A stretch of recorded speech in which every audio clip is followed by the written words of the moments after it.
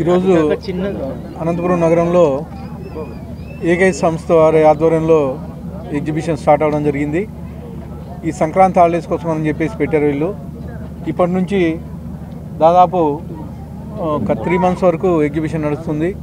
ఈ ఆహ్లాదకరమైన వాతావరణంలో అనంతపురం నగర ప్రజలంతా ఉపయోగించుకోవాలని చెప్పేసి కోరడం జరుగుతూ ఉంది.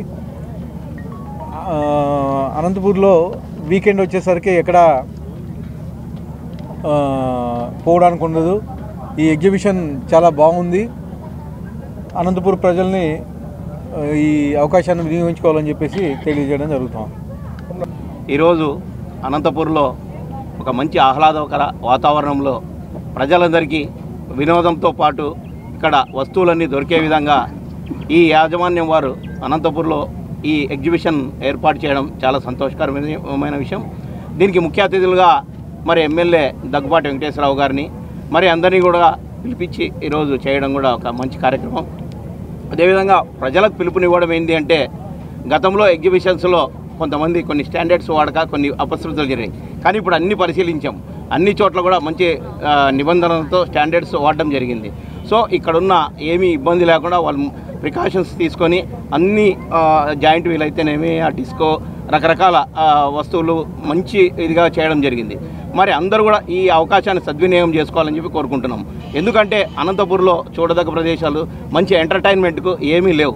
సో అప్పుడప్పుడు సంవత్సరానికి ఒకసారో 6 నెలలకు ఒకసారో ఇలాంటి ఎగ్జిబిషన్స్ను పెట్టడం వల్ల ప్రజలందరూ కూడా మంచి ఆహ్లాదకరంతో మరి ఈ టౌన్ రంగరంగ అభివృద్ధి చెందుతూ వస్తుంది. మరి దాంతోపాటు జనాభా పెరుగుతూ వస్తుంది. ఎక్కడికి వెళ్ళాలా అని సరైన అవకాశాలు లేవు. గతంలో కొన్ని పార్కులు ఉండేవి, ఆ పార్కులు కూడా నాశనం అయిపోయినాయి. మరి ఎమ్మెల్యే గారు వాటిపైన కూడా శ్రద్ధ తీసుకొని ఇప్పుడు తయారు చేయించాలని చెప్పేసి ఈ 6 నెలల్లోనే అనేక అభివృద్ధి కార్యక్రమాలకు శ్రీకారం చుట్టడం జరిగింది. మీరు ఇప్పుడు గమనించారు, దాదాపు శ్రీనగర్ కాలనీలో కొన్ని సంవత్సరాల నుంచి కూడా పెండింగ్లో ఉన్న డబల్ రోడ్డును ఈరోజు ఈ 6 నెలల్లోనే అభివృద్ధి చేయడం జరిగింది. అదేవిధంగా రుద్రంపేటలో చూసాం, రుద్రంపేట నుంచి పల్లెలకు వెళ్ళే రహదారులు అవన్నీ కూడా గుంతలమయం అయిపోయినాయి. మరి ఈ వైఎస్ఆర్ గవర్నమెంట్ వచ్చి 5 సంవత్సరాల్లో అనంతపురంలో ఎక్కడా కానీ అభివృద్ధి చేసిన పాపాన లేదు. మరి కేవలం 6 నెలలలో ఈ సంక్షోభంలో ఉన్నా కూడా, రాష్ట్రం సంక్షోభం నుండి ఆర్థిక పరిస్థితులు ఇబ్బంది ఉన్నా కూడా పట్టుబట్టి ఈరోజు రూరల్స్లో అయితేనేమి అర్బన్స్లో అయితేనేమి ఈరోజు భయంకరమైన అభివృద్ధి జరుగుతూ వస్తోంది.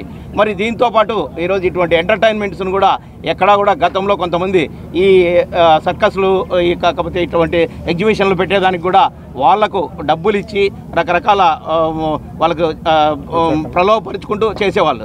మరి ఈరోజు మన ఎమ్మెల్యే గారు అటువంటివన్నీ కూడా మనకు సంబంధం లేదు, మనము అందరూ కూడా ప్రజలు బాగుండాలని చెప్పేసి ఏకైక నెపంతో ఈరోజు ఈ ఎగ్జిబిషన్ను మీరు చేసుకోండి, ఏమి ఇబ్బంది లేదని చెప్పడం జరిగింది.